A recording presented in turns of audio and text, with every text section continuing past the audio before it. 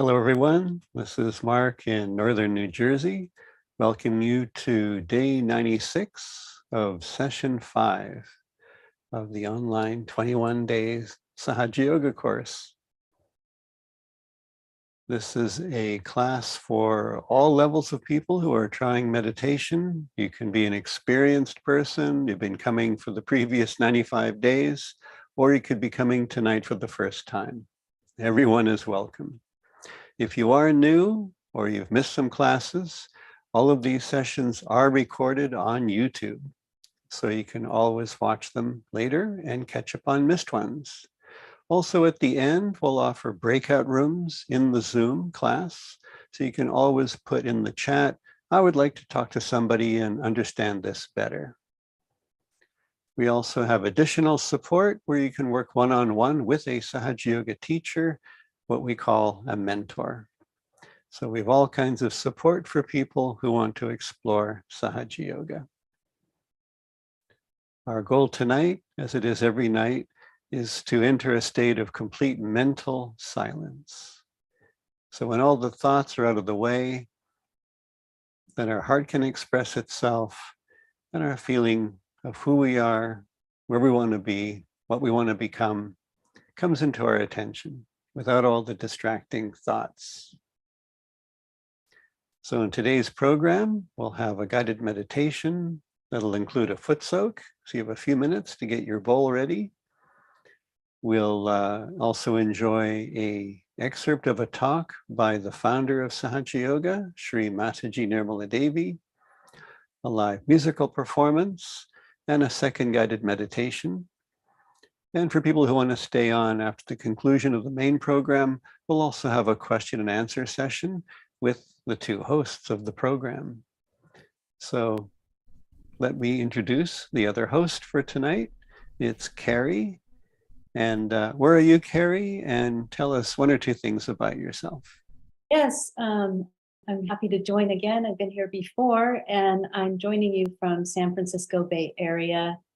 And I have a career in architectural products and 5 kids, and just a really wonderful life of meditation here in the Bay Area.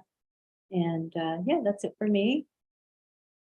All right. And our live musicians are Rishi and Shaswat. And where are you? And what are you going to play for us? Hello everyone, glad to be here once again. I am Shaswat, and both of us are currently in Birch Bay in the state of Washington. And yeah, if you'd like to introduce. Yeah, we're very lucky to have Shashwat because he's decided to stay for a month here. And so there's been a lot of music in the house. Yeah, so he was studying actually in San Diego, and then he just came up. So we've come together today to offer you some music that we have. And so we'll be playing today some Indian classical music, a rag called Puriya Danashri. And the beauty about Indian classical music for me is that it's a music that's created in the present moment. We have these rags, which are basically musical landscapes that we travel through. And every single time we visit a rag, it's different. Our experience is different. But in the end, this landscape is experienced in the moment. And so with this music, since it's created in the moment, it also brings us musicians in the present and you in the present. And that is the basics of meditation, is that you are trying to experience life in its most essential form, which is beauty, which is peace, which is all of these things that we talk about. So it's one of the other manifestations of meditation. And so it's playing for these meditation programs is, in a way, the ideal audience for Indian classical music, because we all share a same goal. And so it's an honor to be here today. That's what musicians would often say when they performed with Shri Mataji right next to them, that the audience, being people who practice Sahaja Yoga, were the most attentive and most appreciative. because they were feeling the effects on their subtle system. It was taking them into new heights of their meditation. So we are looking forward very much to one of those heights tonight. We can only try. Okay. So we'll begin with our meditation together. And our topic, if you've noticed from the slide, is about the brother-sister relationship. So I want to begin with a small story, kind of a made-up story. So there is a boy who's in trouble with the school bullies, and he's running from them, and he jumps behind a bush. And standing near the bush is his sister. So the bullies come rushing up, and they say, "Where is he?" And she says, "Where's who?" They say, "That rotten brother of yours." And she says, "I have no idea." So they talk to each other. "Let's try another street. Where'd that little guy go?" So that is the essence of the purity of the relationship, that the sister protects the brother. Another little story, again, just made up, is the 12-year-old girl says, "I'm going to 7-Eleven to pick up some milk." And her 18-year-old brother looks out the window and see that it's dark out. And he says, "You know what? I need to get some batteries. I'll go with you." So they go together to 7-Eleven and they get their things and they come back. And many years later, she asks him, "Did you really need batteries that night?" And she knows that he went with her to look out for her. So that is the essence of these amazing relationships we have with brothers and sisters. And the amazing thing for me, one of the big discoveries when I practiced Sahaja Yoga, was that these beautiful, pure relationships exist with all the people who practice Sahaja Yoga. That once we get into our state of meditation, thoughtless awareness, enjoying the vibrations, feeling in our hands, we stop using our eyes to look at other people with that attitude of, how can I use that person? How can I control that person? How can I exploit that person? Instead, we just feel that this is a person who's come here to meditate and to grow and to become their best self. And so I, in the role of a brother, my job is to look after those other people in Sahaja Yoga, men and women. And the role of the women is the same, to look after those other people that are practicing Sahaja Yoga without any other purpose, just how are you doing in your meditation?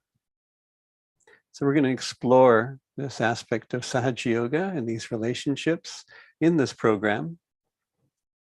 And one of the key foundational ideas about Sahaja Yoga is check your vibrations. Did you just say or do or use your attention in a way that's not good for your vibrations? And you can just check. You can put your hands and just see, how do I feel? How are my chakras? Is one now feeling a little bit irritated or itchy or hot? Did I do something inappropriate? So we don't need any lecturing, any book of etiquette. We can simply go by our vibrations, because what is good for being with other people and supporting them, you'll notice, puts you into a state of great deep meditation, and you feel it in your vibrations too. So together, let's clear out a little bit. So we can begin by clearing our left side. That's all that we desire and want in life. And what we want the most in the meditation is desiring our ascent and the ascent and improvement of all the other people who practice Sahaja Yoga. So we just put our left hand out, resting on our lap, right hand towards the Mother Earth.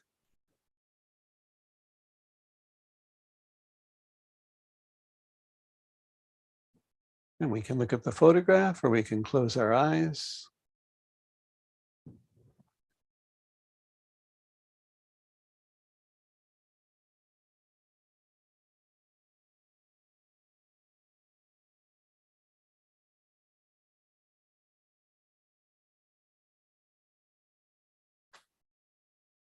We can ask our Kundalini energy and the sacrum bone, please purify my desires.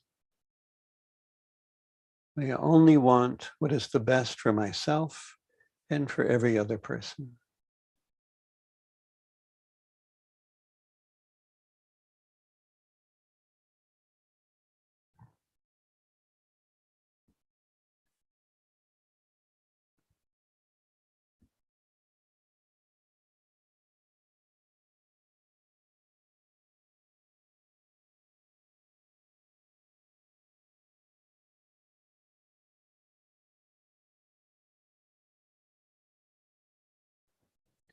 Now we can clear the right side.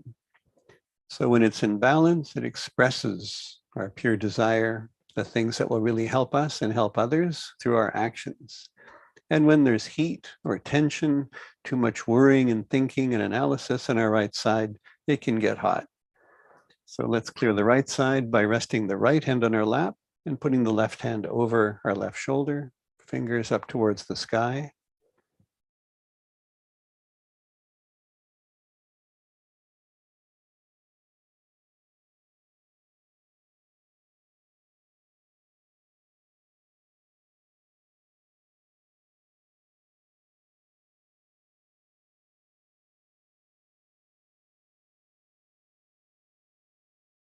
Mother Kundalini, may all my thoughts of wanting to control and manipulate and correct and judge other people, may all these thoughts go out into the ether. May my right side be enlightened.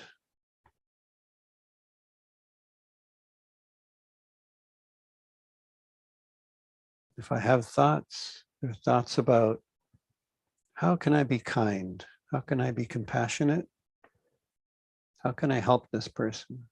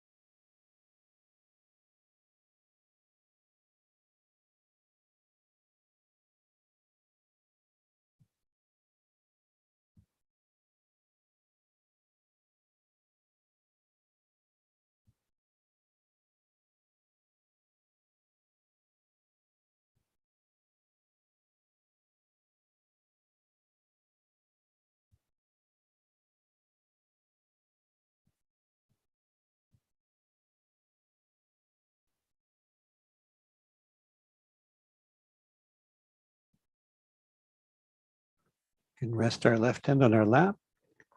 And assuming you've got your foot soaking bowl conveniently in front of you, like I do, you can put your feet in the foot soaking bowl. And there's two elements, the earth and the water, represented by the salt and the water.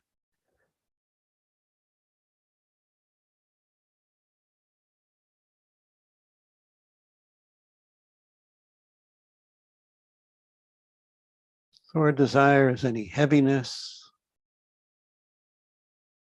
any darkness,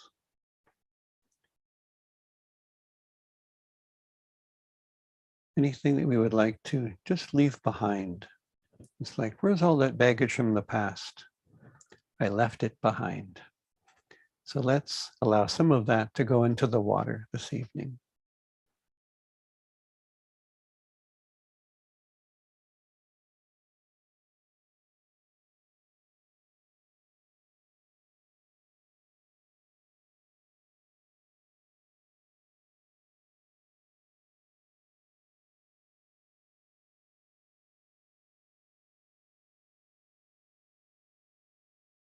And depending on what you feel in your hands, maybe you're just content to sit in the foot soak, just relax, allow your Kundalini to work, and let the stuff that we don't want, all the tensions, disturbances, to go into the water.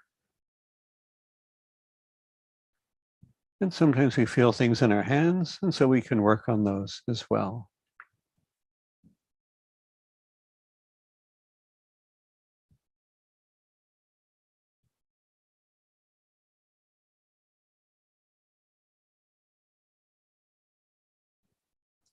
So we can work on our second center, we call Swadhisthana center, and that is just below the navel. So we can take our right hand and just press against our abdomen just below the navel.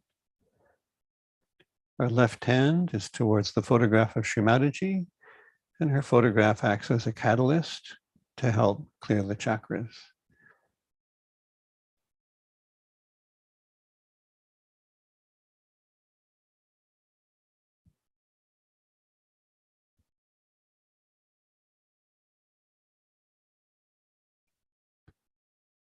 When we use this center a lot, which is sort of our modern lifestyle, we feel irritable, tired, impatient.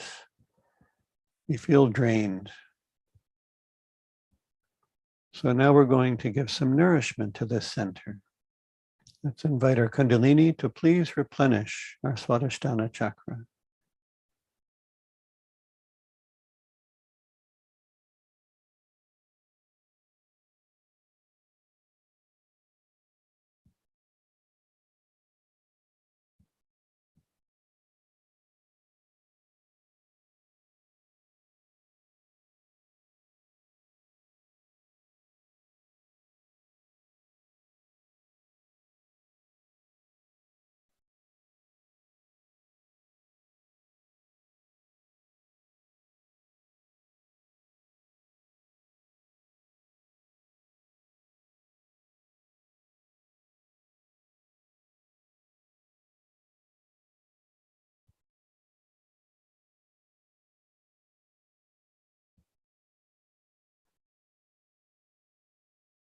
Very often we think, I have to do it.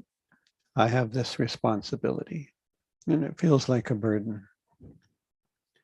But if we're joining with another person who also can enjoy this state of meditation, then the work is divided minimum into 3, if not even less per person. Because together we have my attention and your attention and the attention of the divine, that silence above all the thoughts. So now we get all our power from being in that state of yoga. And the work, in many cases, becomes effortless.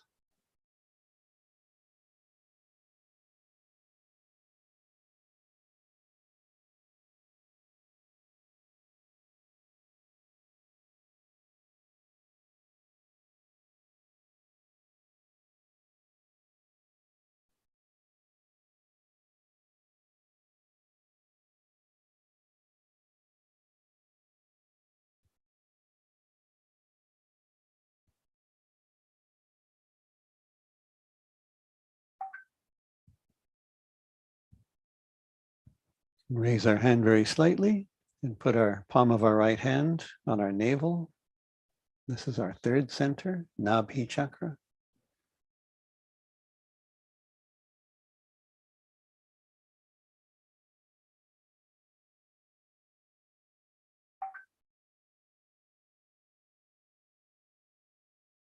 And our affirmation here can be, Mother Kundalini, please make me a satisfied person.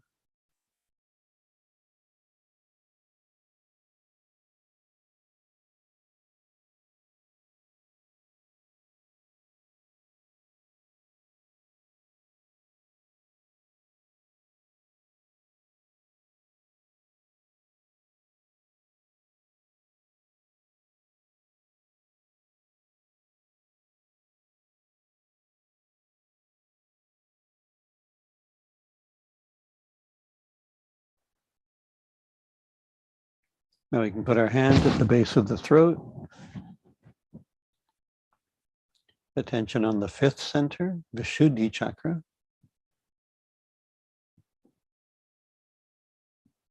This is our center of collectivity, of our connections to other people. So our affirmation can be, Mother Kundalini, please make all my relationships pure relationships. I don't dominate and I don't receive any domination. I want all my relationships to be pure relationships.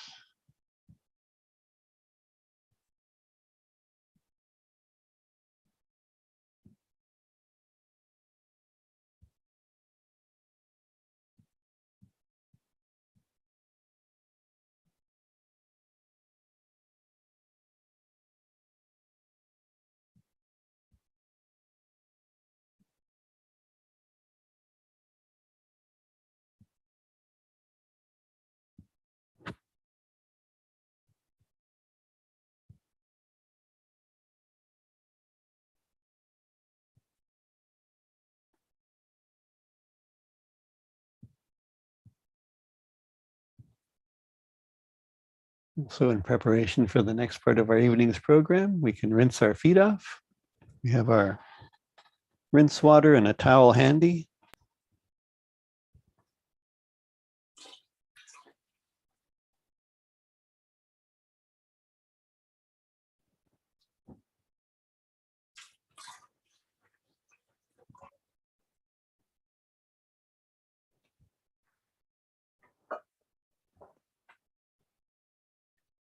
And we can empty out the bowl a bit later.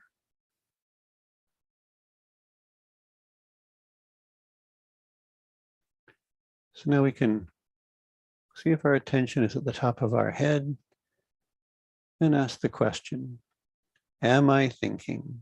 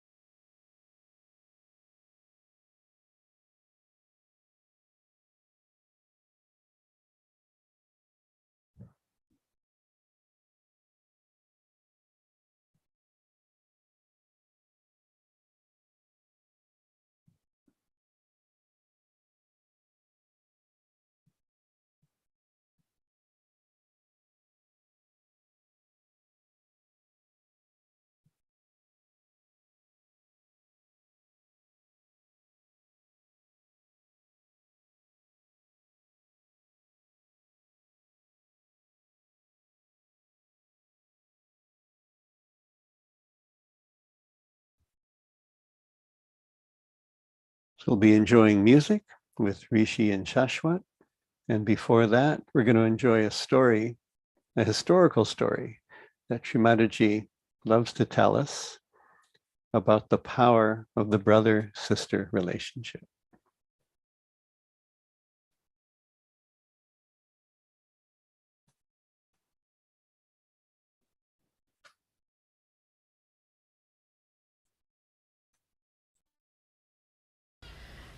So today is a very happy and a very, very auspicious day for all of us. That we have to offer just a thread to our brothers for their protection. I've already told you the story of Alexander the Great. How many of you have not heard it? Raise your hands. Look at that. Can't be. All right. So I'll tell you the story of Alexander. You're very clever, I know. All right. So, the story of Alexander is like this.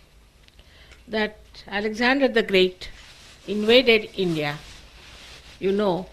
much before Buddha was born. Or we can say after Buddha was born. And he went with the idea of conquering the whole of India. He was a very powerful man. But God did not want that, perhaps.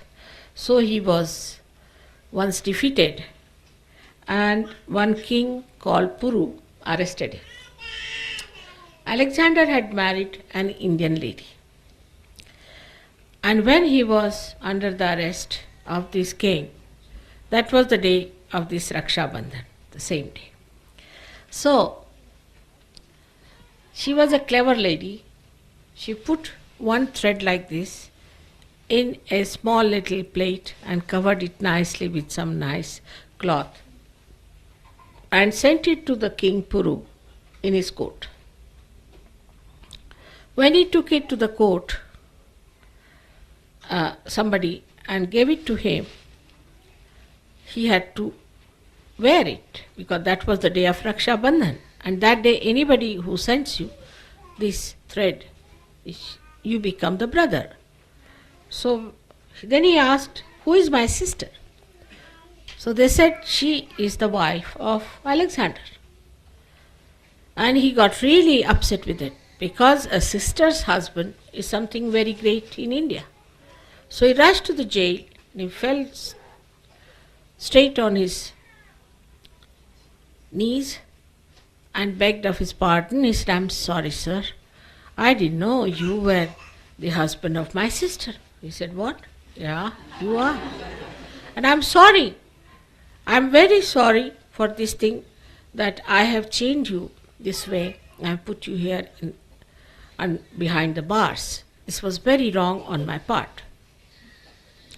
And he was so apologetic that Alexander could not understand the whole thing. Not only that, he brought him back and put him on the throne, his own throne. And he said, now you rule here. I cannot say anything. Now you become the real king, and I have to become sort of your subject. So Alexander started looking at him. He said, I can't understand this. So then he went to his house. With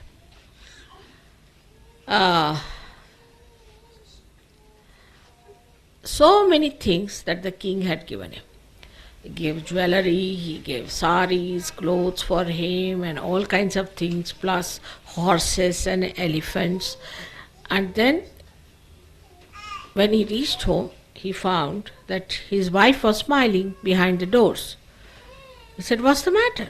He said, don't you understand? He said, no, I don't understand. These Indians are funny people. I mean, I'm such a dangerous man. He had put me in the jail and now he has released me. I just can't understand these Indians. How can this happen to a person who is so dangerous? So then she smiled and she said, see, today is the day of Raksha Bandhan, and this is the thread I sent him. And because this thread was tied to him, he became my brother, and he had to release you because you are my brother. He was so frightened. He said, that settles it, I am going home.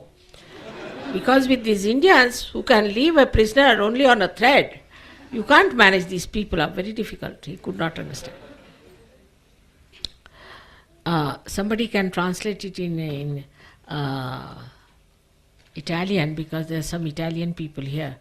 You can do it later on. The story can be told to them in Italian language.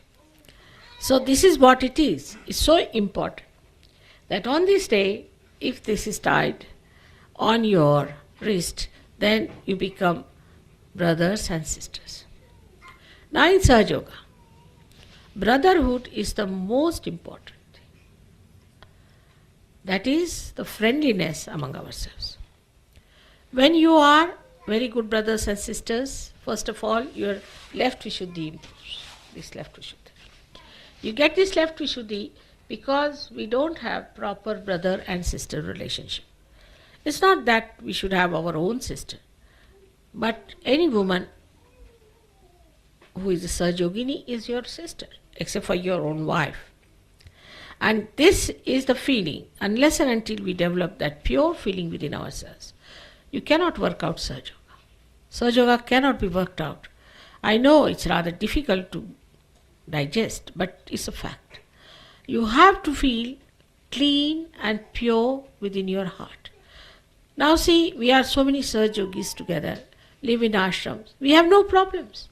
But supposing if you had these problems, this girl is running away with that boy is running with that girl, you would not have known with whom she is living today. And those problems can only be solved if you have the proper sense of a sister and a brother. And that is our dharma. That is our valency. That we should know that we have a brother who is our Rakhi brother, and all others are also our brothers. A pure relationship must exist between brothers and sisters, and of course you have your own wife, which is your private thing. There should be something like private in Sahaja Yoga, and that is the only thing that is private for you, that you are husband and wife. The rest of it is all collective. And we have to live in a collective way among ourselves in very pure relationships. Now, as it is, we have to be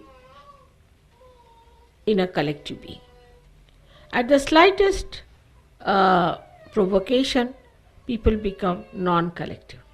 They cannot have rapport with other Sahajogis, they cannot talk to other Sahajogis, they cannot live with other Sahajogis, then something wrong with them. They must understand something wrong with them and nothing wrong with others.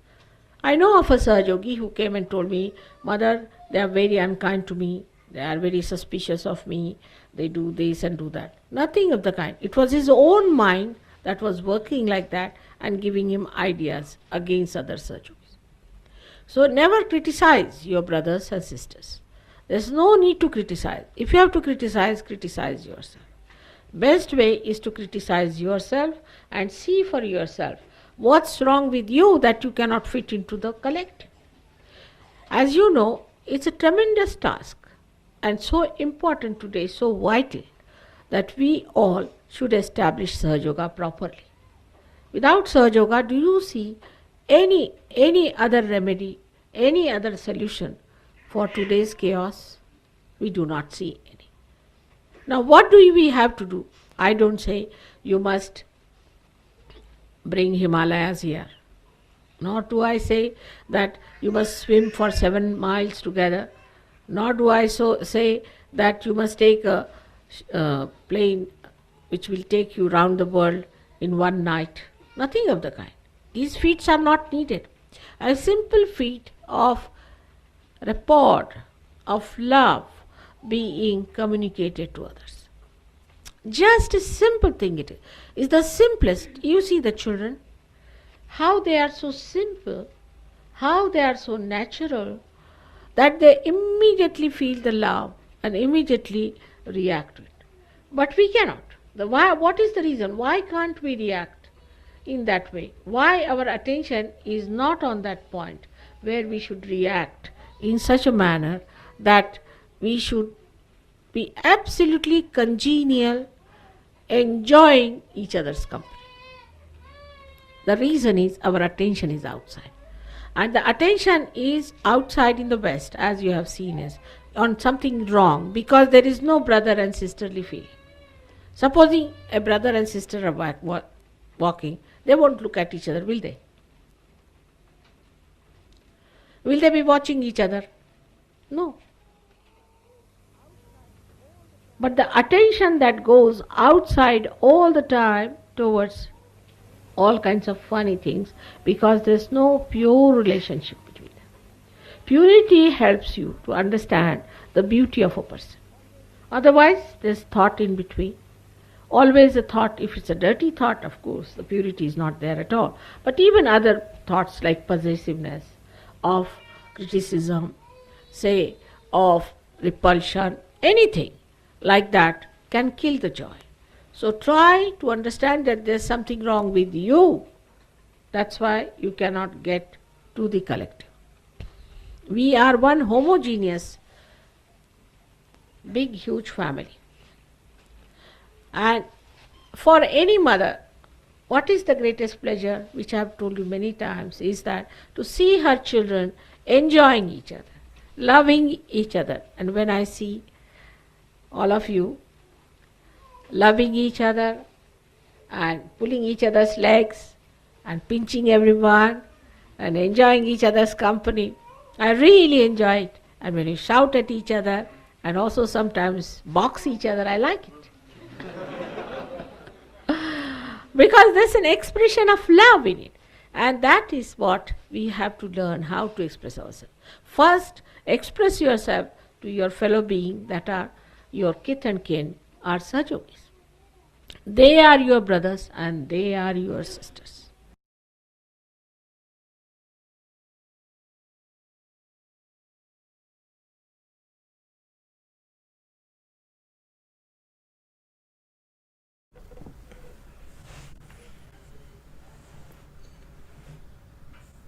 We can all sit in the silence for a few moments.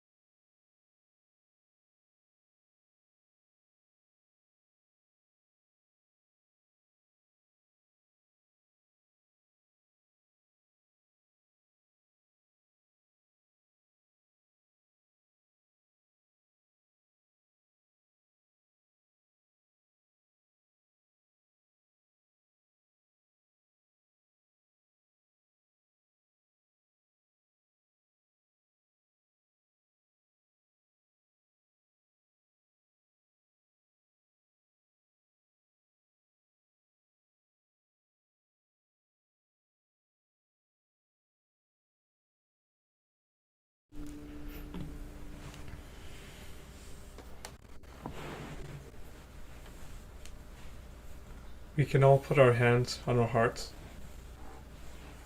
and our left hand open on our lap.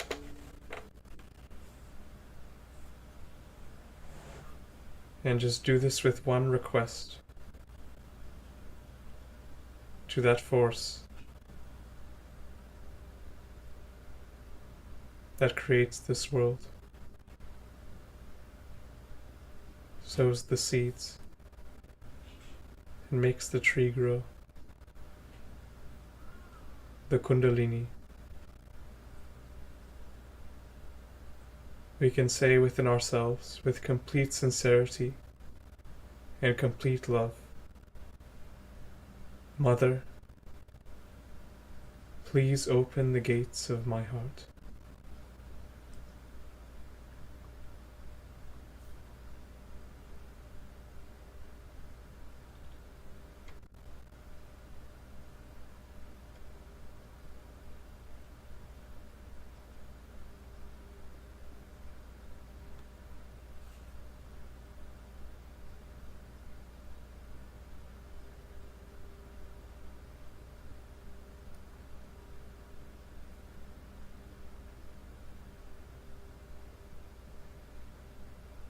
And we can deepen into the state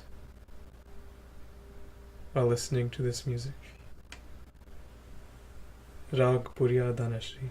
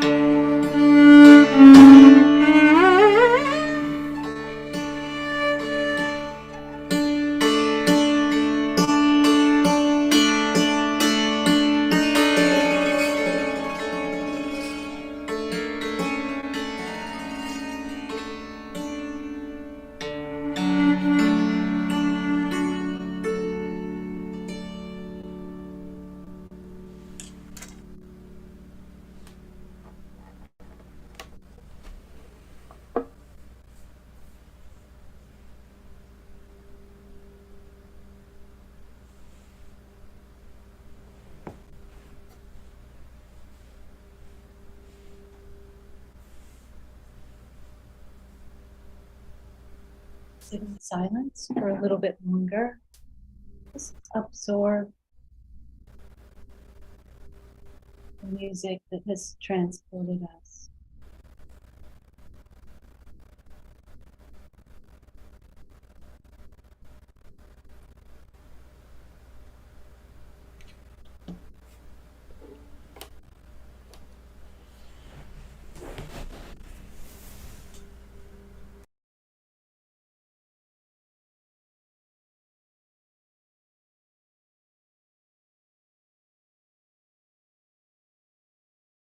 Okay, so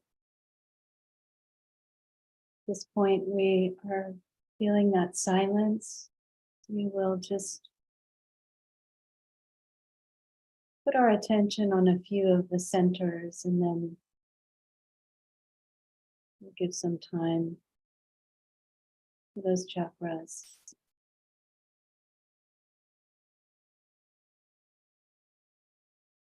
So let's draw our attention to the Muladhara chakra, which is really the basis and the foundation of these pure relationships.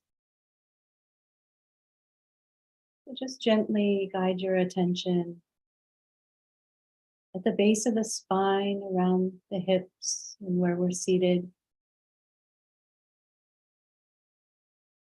You can just ask our Kundalini to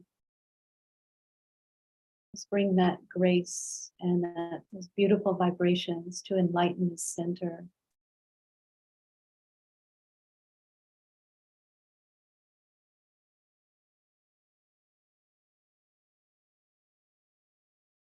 You can ask, Mother, let me just see those relationships with complete purity and innocence.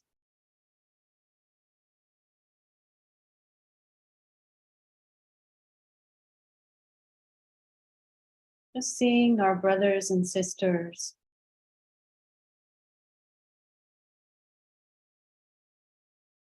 without any lust or greed or need to control. Just seeing them as the pure spirit as well.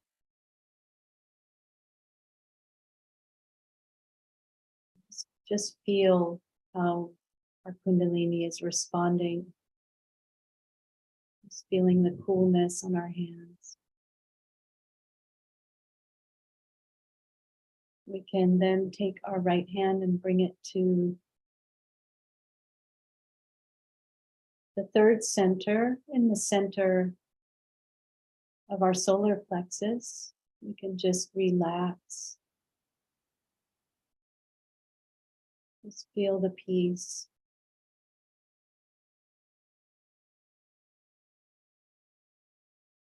And here we can ask our Kundalini to enlighten the boundaries, the pure boundaries between us. Purify our attention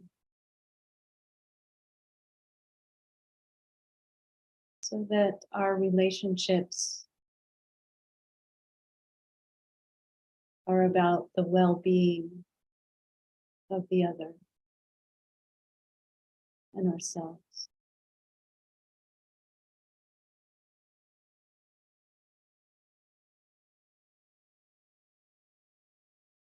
Please purify the attention, Mother.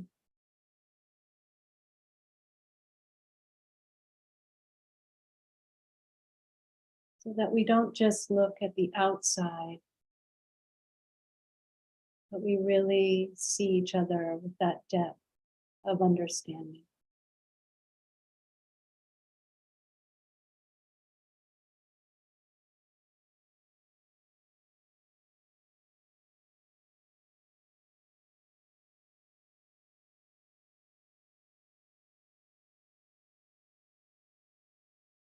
So that we just feel relaxed with one another.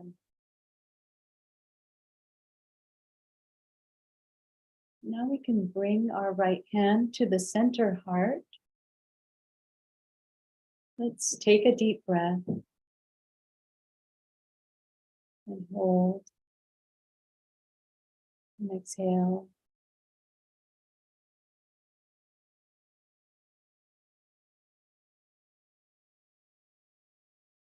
Take a few deep breaths.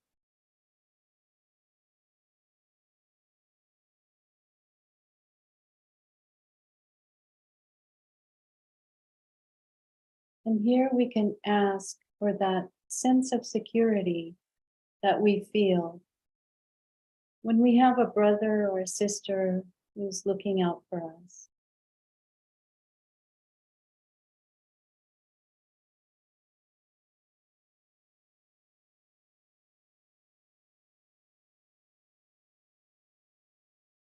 Just feel the strength of those bonds within our hearts.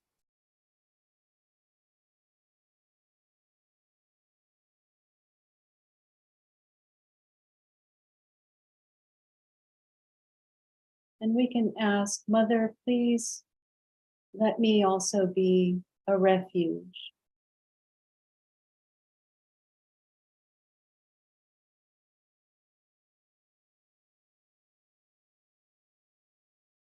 For someone who just needs a little bit of pure understanding, pure compassion.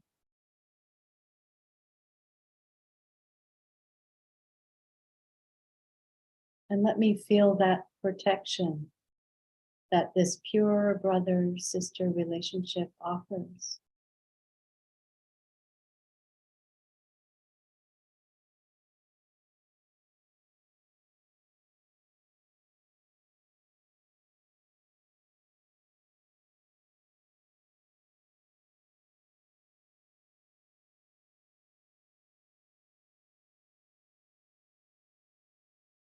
Now we can move our hand to the left Vishuddhi. And this is really significant to this chakra, this brother-sister relationship. We can take our hand and just massage the left Vishuddhi a little.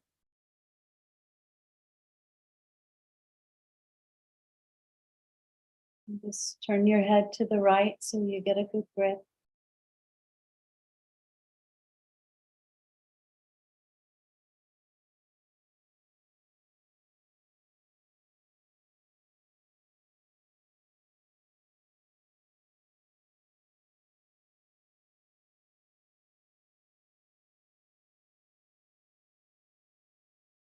So here we can ask for that purity of speech.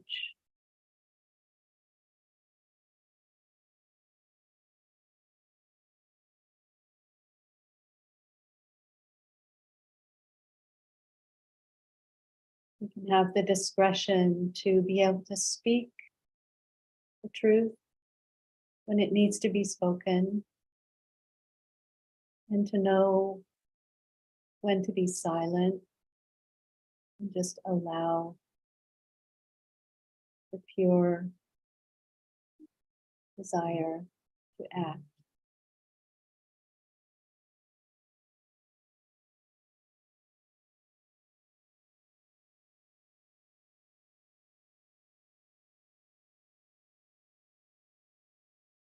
Just ask for our behavior and our speech to be balanced.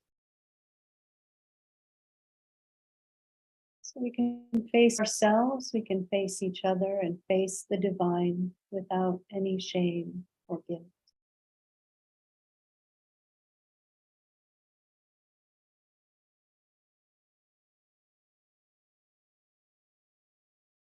And now we can place our hand across the forehead. And here we can ask, Mother, please purify my eyes.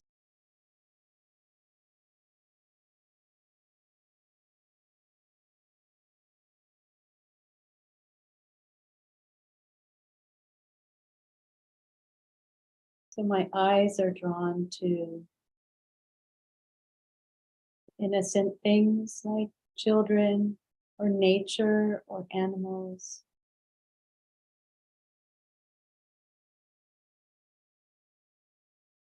And just see the spirit in my brothers and sisters, the pure spirit.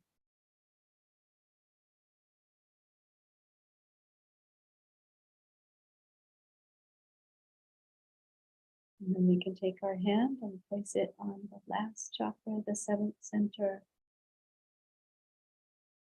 And we can press it and keep our attention there.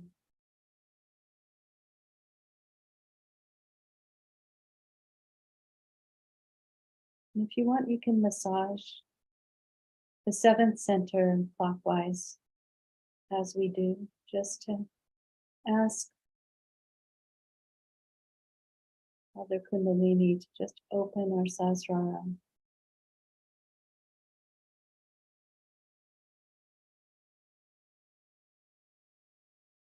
And feel the Kundalini just rising and all that grace flowing down from the crown of the head all around. And finally, with our attention at our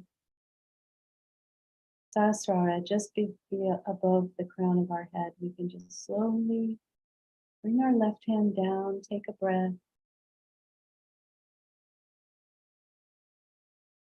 And finally, we're asking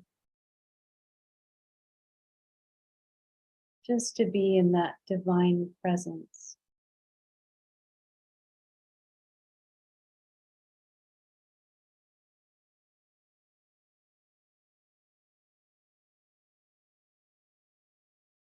That purity amongst us, we can be unified in this moment.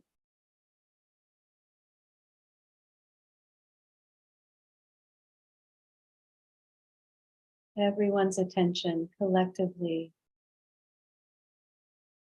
witnessing this divine moment.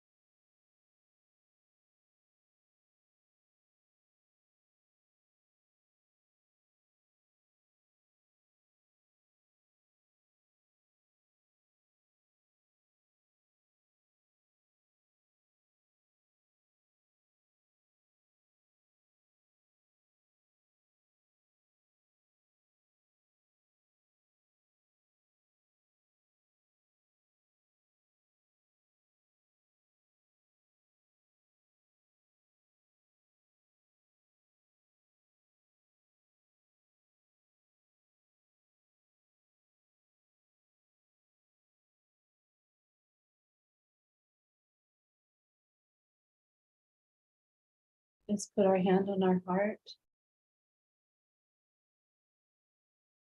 Just stay in the silence for a few moments more. Just follow your breath and bring your attention to the top of the head.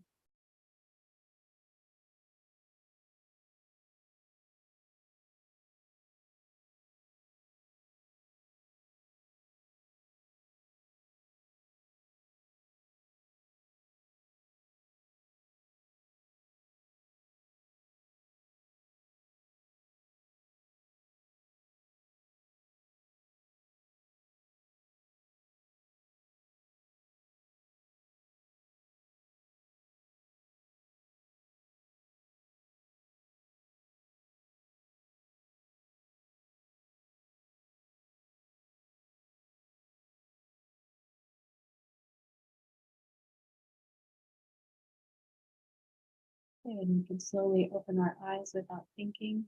And just look at the photograph of Shri Mataji.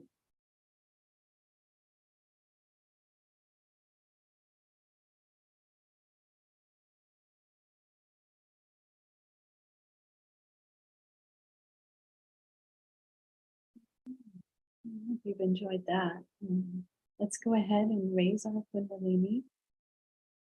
Quiet.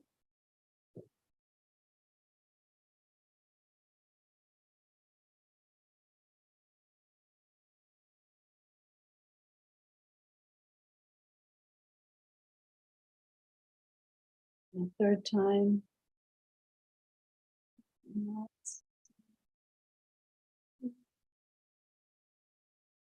And we'll go ahead and give ourselves the protection, the bandhan.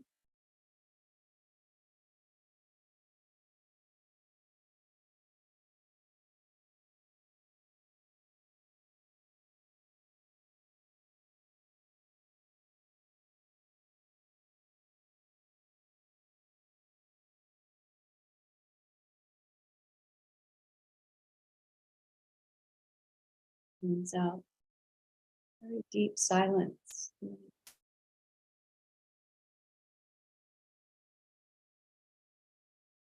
Everyone.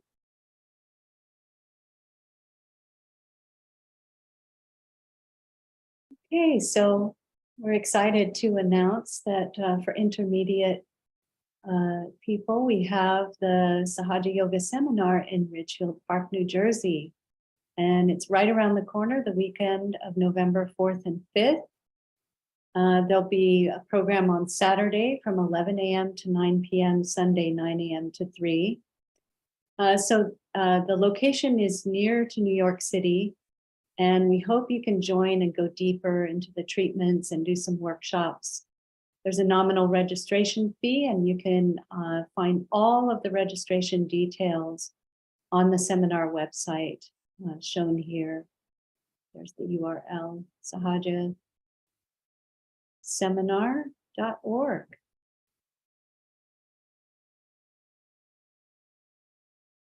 So we just want to show you the lovely New Jersey ashram, which Shri Mataji has seen to every detail of its design.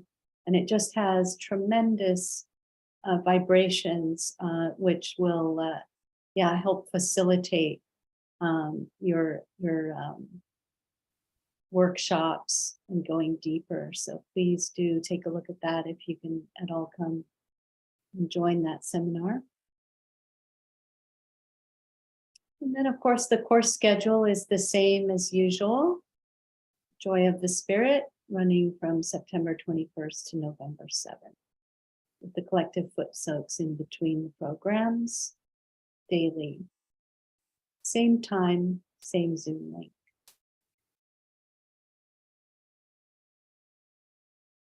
All right, and looking ahead to Thursday, we're going to have session 5's day 97, receiving the love of the divine. So please do join us on Thursday.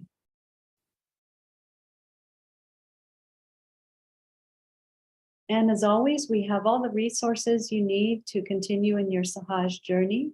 You can request a mentor, you can change mentors or add a mentor. You can join the community on the WhatsApp group. And of course, the sessions are recorded. They're live on YouTube. And then if you've missed any, they're recorded. And we have the handouts at this link where you can use the QR code.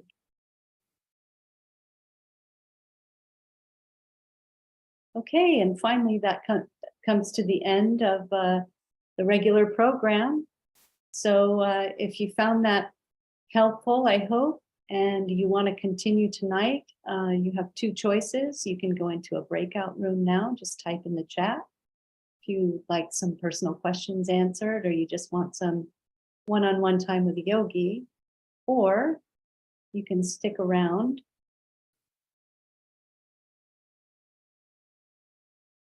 And join us for our sharing of experiences that are related to the topic tonight. So Mark and I will be here just having a little light conversation. Hello again. Beautiful meditation tonight. Thank you, Mark. And the music was, as usual, transporting us into that space. So we had a really nice conversation this afternoon, contemplating the subject, and we just want to spend a little time with you all if you want to have a listen. So we have some questions, right, that we could answer.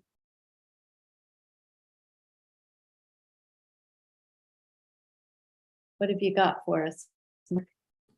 Okay, our first question. If we haven't made it clear yet, what do we mean by purity in a brother-sister relationship? Kerry. Well, I mean, I think of it as when you are both focused on your ascent, on the divine, there's just this magical bond that happens where we just enjoy the presence of the divine in one another. And it just goes beyond really any description. I think purity is a great description, but it's also when we're in the present moment and we have this balance, right, between each other, where no one's trying to dominate the other or criticize. It's just this beautiful presence of the divine. And there's really nothing like it. It's really, I think, one of the most pure relationships you can experience. Just there's someone in your corner, there's somebody rooting for you who wants you to do well. And there's no agenda. It's just a lovely bond. And as Shri Mataji described in the video, it can transform situations. It can, as Alexander the Great witnessed, it could create like a sort of miracle in his life where he was freed from jail just on that bond, that brother-sister bond. So there's real power in this relationship. You can tell your brother or sister anything, and you can, let them know the challenges you're having, and somehow just that pure relationship transforms situations. So I could think of it as how we use our attention, that to do another imaginative situation, we're all gathered, a whole bunch of us, to watch the sunrise. So the whole attention of every person is watching the horizon and watching this amazing new day begin, the giant orange ball near the horizon, and then it slowly changes the whole sky into a morning sky. And in the purity of our relationships, all of our attention is focused on that one thing, the sun appearing on the horizon. The attention is not distracted. We're not interested in what other people are wearing, what their posture is. what they look like. But altogether, that collective attention is focused. So when we're in Sahaja Yoga and we're together, that feels like that our attention is all together here. And there just is nothing left in our attention. There's no room for any other kind of distracting thought. So in that situation, somebody offers you food, or somebody sings a song, or the children are running around, and our attention just remains in that very pleasant place. And in that stillness, in that quiet, that's when we really can grow. That's when our chakras really can open, and new understanding, new knowledge of who we are, what Sahaja Yoga is, it happens because the attention is so clean, it's so emptied out. Yeah, it's like when you have a lake that just has no ripples. It's just this complete reflection. When you were talking about the sunrise, I was thinking about, it's like you're sharing the awe of the divine, right? You're just completely immersed in it. And like you say, all those other niggly thoughts, about, oh, this person, we're not looking that way. We're all sharing that experience. So yeah, that's a great way of expressing it. So elaborating on this, why is this purity of this relationship such an important part of how we live in Sahaja Yoga?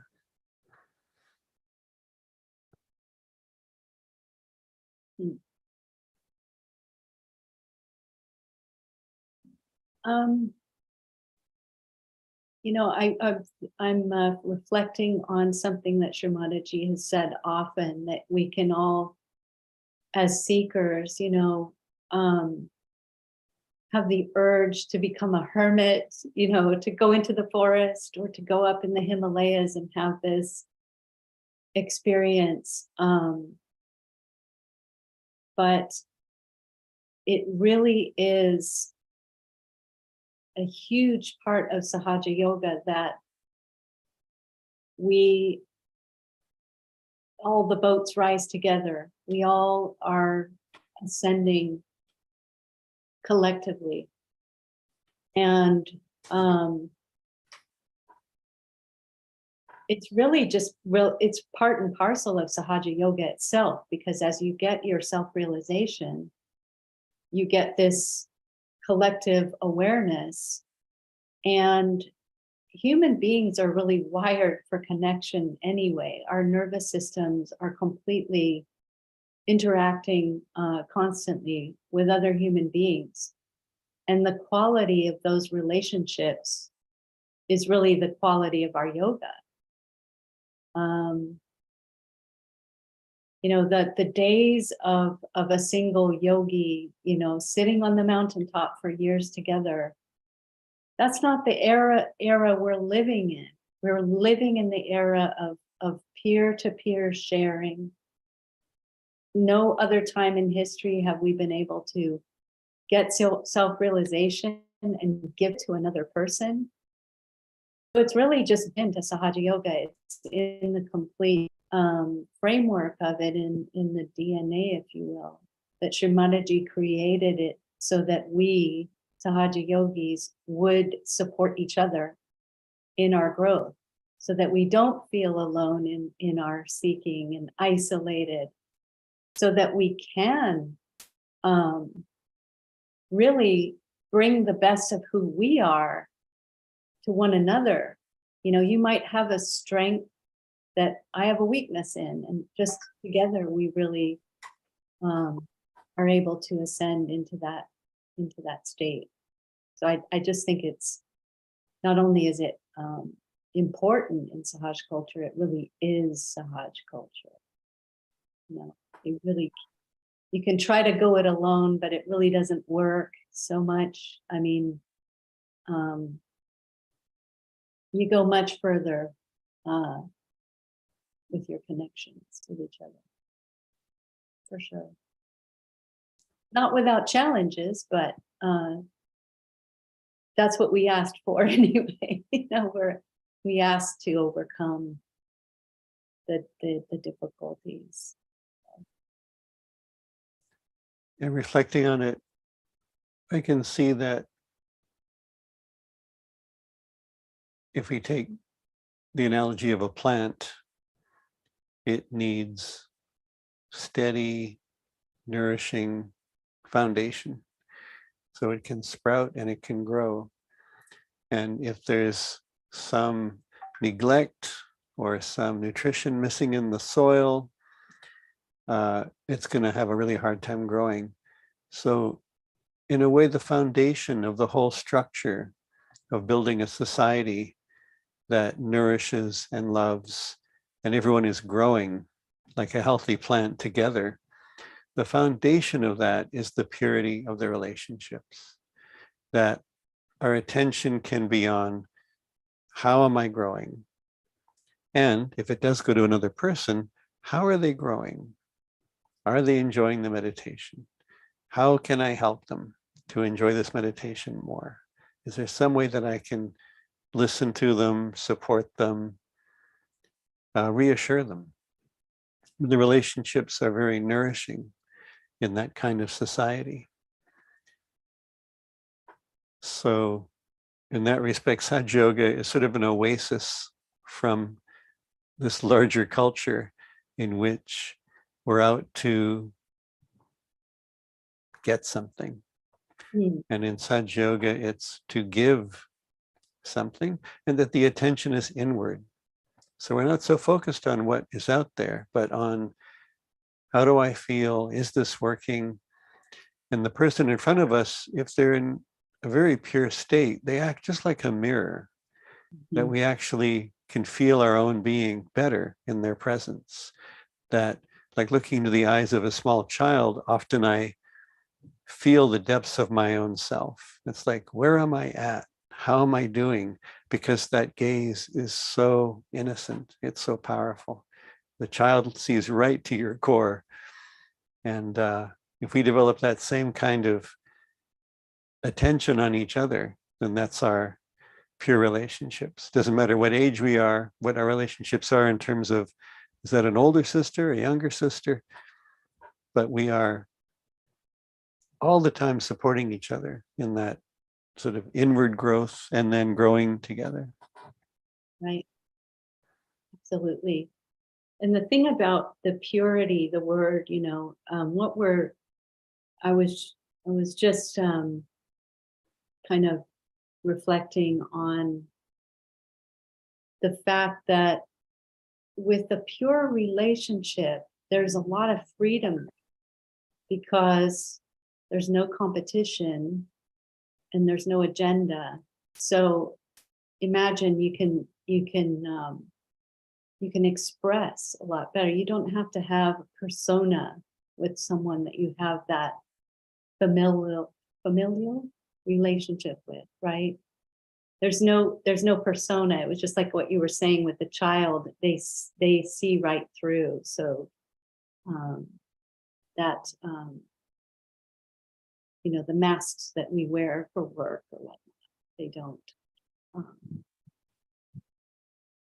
they're not really relevant to this. It's very much you have to be willing to listen,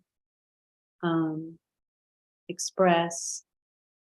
Like I said, when you need to express something, and also be willing to listen, be willing to kind of let the defenses come down. If somebody sees something, they're looking out for you. They're looking out for your well-being. They might have to say something, and that's very different from criticism. Criticism is sort of that, the ego sort of getting in there and picking on things, and really is in a joyless state. But like you said, Mark, if someone is in that really clear state of mind, that their vision is so clear that it goes it goes straight in. You could really, really help to transform each other and purify each other. Another question. Kerry, can you share some experience or experiences that you have had that have had a big effect on your growth and in your practice of Sahaja Yoga?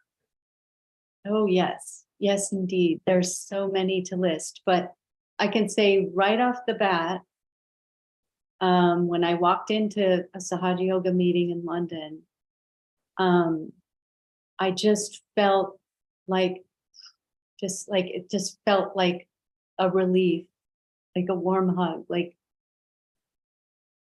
just, there was so much love in that room, and it was just so pure.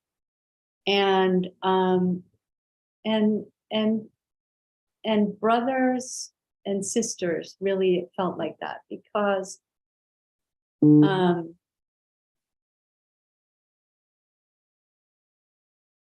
I just felt accepted.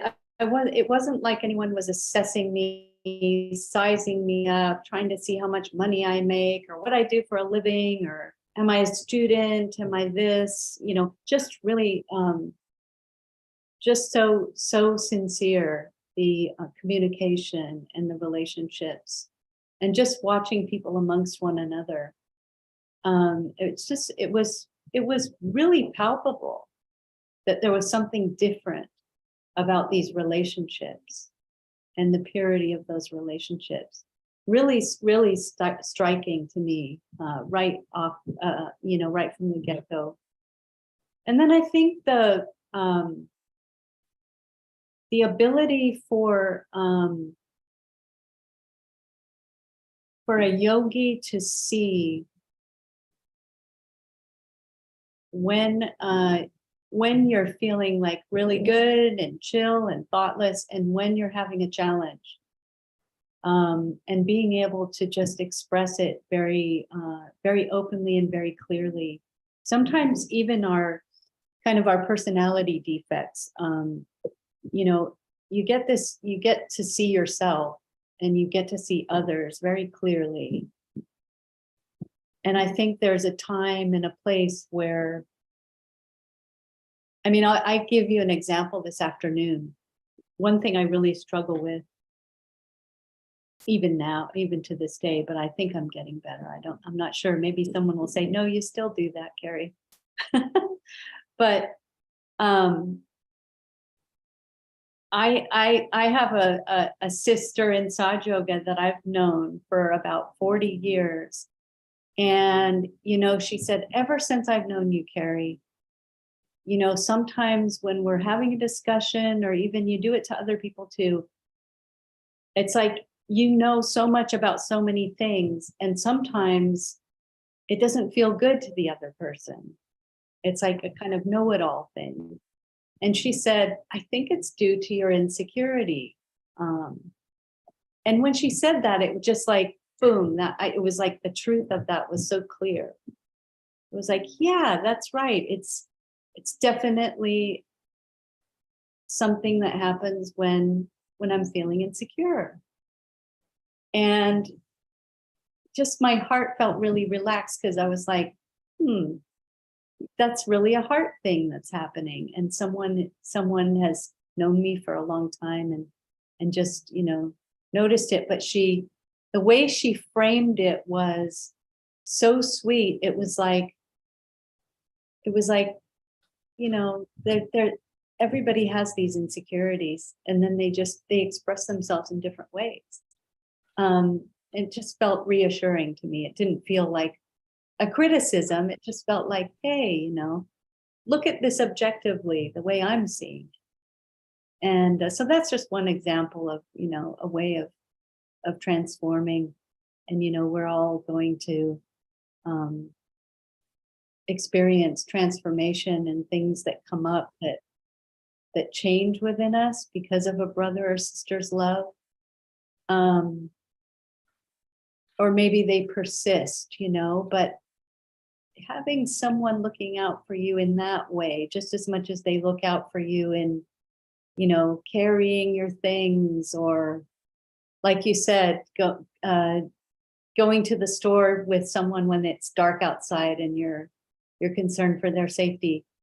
It can be just really subtle things about our personalities that we continue to struggle with, that we continue to have challenges with, you know, that we want to improve, but we don't want someone bashing us over the head. We want them to express it with just love and compassion, you know, because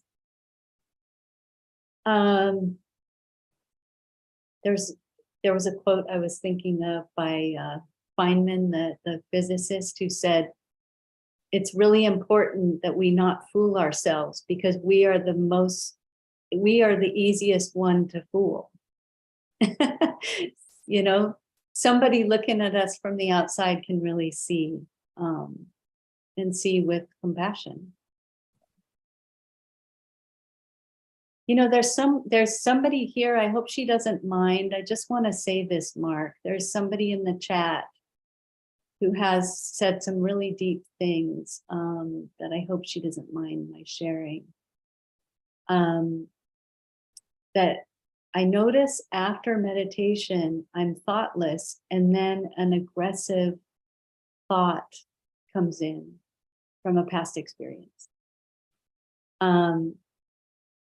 And then she realizes that it's not real. And then she goes back into thoughtless state, but needs help maintaining it. My gosh, the statement, what you just said here, that whole statement is so revealing and very vulnerable to say that, because I can tell you right now that, you know, people have been meditating for years upon years upon years, have intrusive thoughts during the meditation. They'll be thoughtless and then suddenly, boom, where in the world did that come from? And then your mind plays with it for a while, and then you get back into the thoughtless state. So being able to maintain that state, all I can say, I mean, I you know, hopefully not giving advice here, but really just a tip. Being able to maintain that state when an intrusive thought comes in, that actually it sometimes doesn't even feel like you that's thinking that thought. It's so maybe aggressive, or like maybe it is based on the past. Like going back to your heart and giving yourself that compassion that, hey, you know, I feel compassion for myself that I'm not able to maintain all the time. Not just the thoughtless state, but like feeling like, wow, that's really negative. Where is that coming from? And then the other thing maybe is you can just put your hand on your forehead at the agya, just forgiving the thought, or forgiving the past.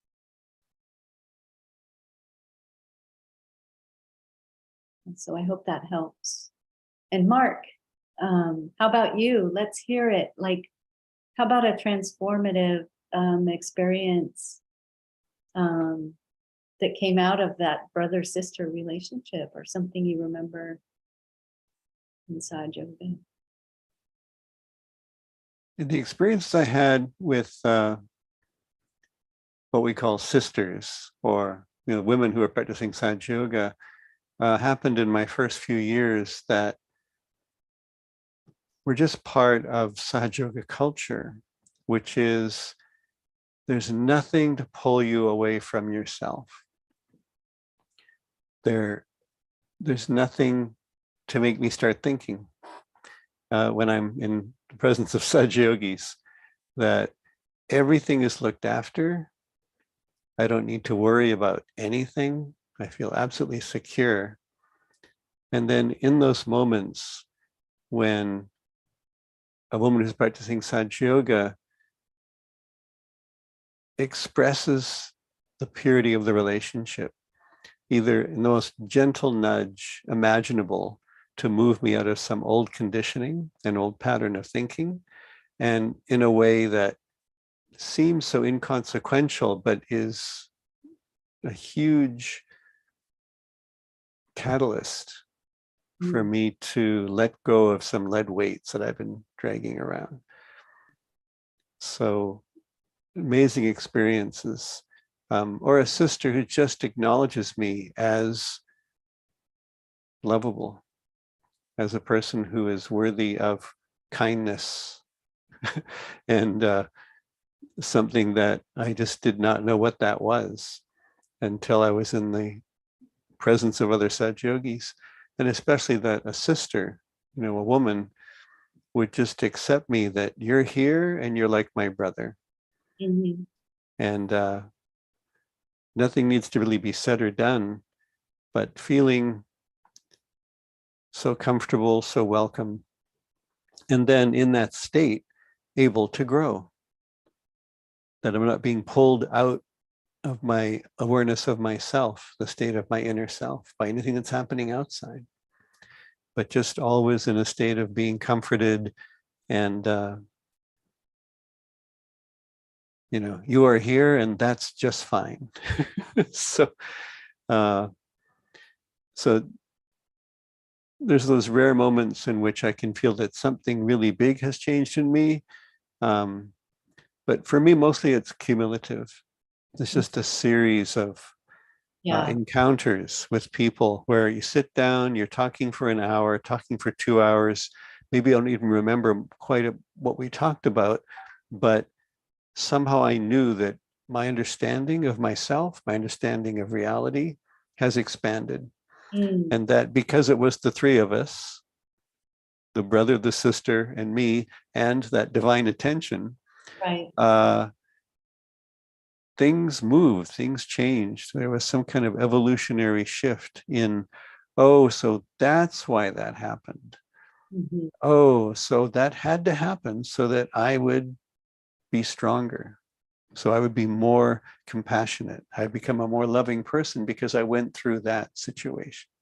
And I didn't get to that realization unless I was talking to somebody and we're spending our time talking and listening, talking and listening, and going into that thoughtless awareness state where then the divine is listening too.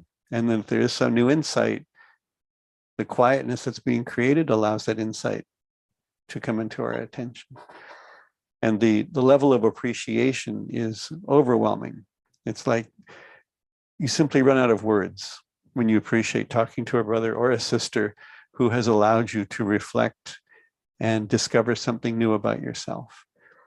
It's so far beyond any kind of relationships we tend to have in life, but to be with people who help you grow. Absolutely. Yeah, and I don't want the topic to go by without mentioning something about this, that there are three. I don't think it can be understated, but sometimes this is overlooked, that the divine is just as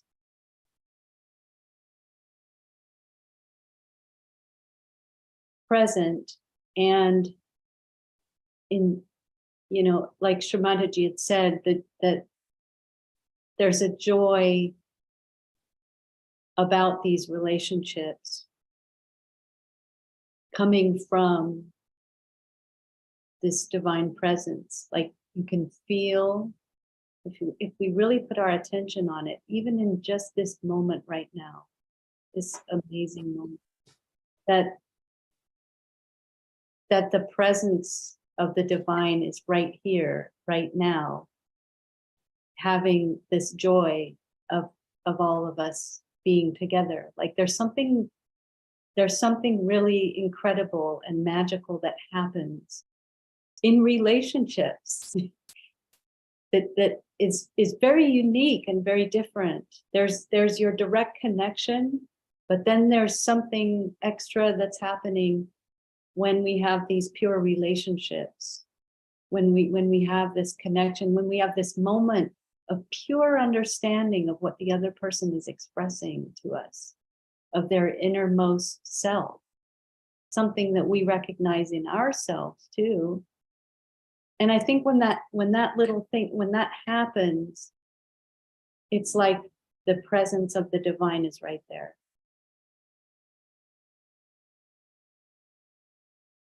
Because the attention isn't frivolous. It's not on, this isn't small talk,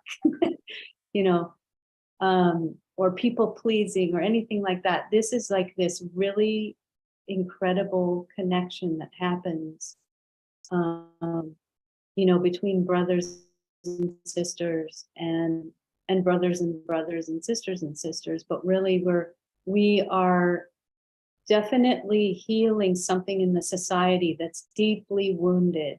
The brother-sister relationship has been, has really gone off track, and the joy and the purity, the purifying quality, you just feel washed clean. It's just amazing.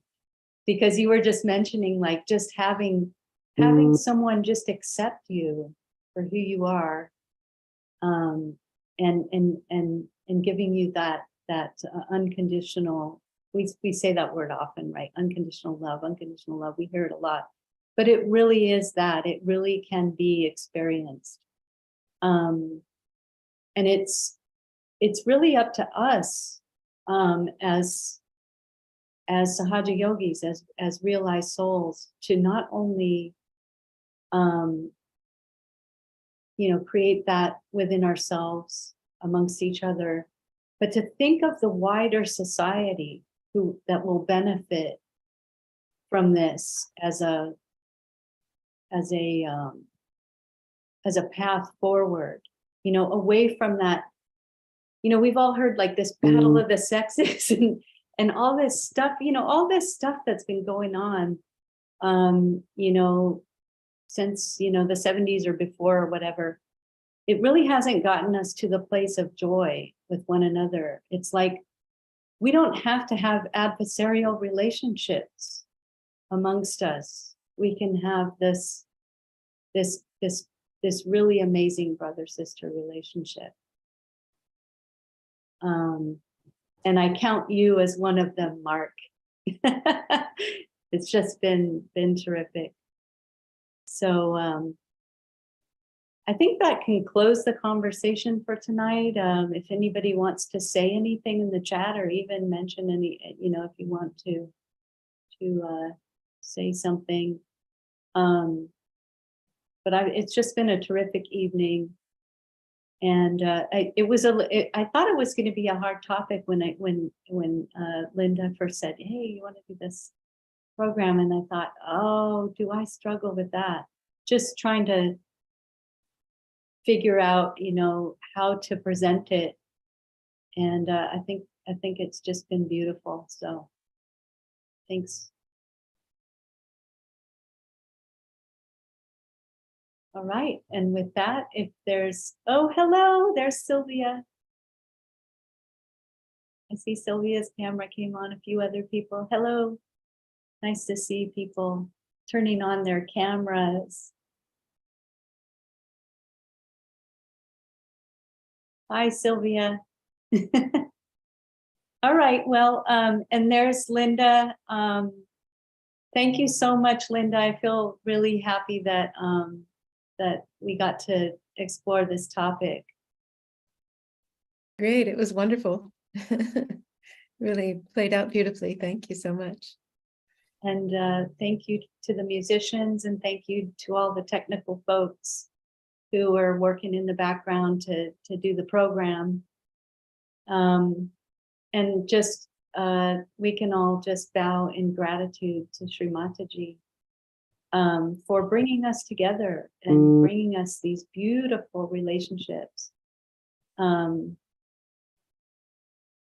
some of us, relationships are a challenge. And Shri Mataji has given us a path forward through those challenges. So thank you to Mother, and thank you to one another, and look after yourselves and look out for each other. Right. Big hugs to everyone. We'll see you next time. And enjoy the rest of your evening.